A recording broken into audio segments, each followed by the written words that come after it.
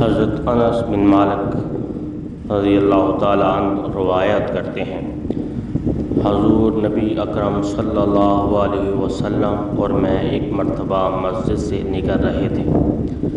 مسجد کے دروازے پر ایک آدمی ملا اور اس نے عرض کیا، یا رسول اللہ صلی اللہ علیہ وسلم، قیامت کب آئے گی؟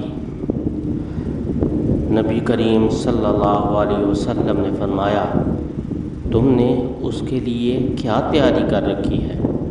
وہ آدمی کچھ دیر خاموش رہا، پھر اس نے عرض کیا، یا رسول اللہ صلی اللہ علیہ وسلم، میں نے اس کے لیے فرائض سے زیادہ روزہ، نماز اور صدقہ وغیرہ اعمال تو نہیں کیے، لیکن اتنا ہے کہ میں اللہ تعالیٰ اور اس کے رسول سے محبت رکھتا ہوں۔ آپ صلی اللہ علیہ وسلم نے فرمایا، تم اسی کے ساتھ ہوگے جس سے تم محبت رکھتے ہو۔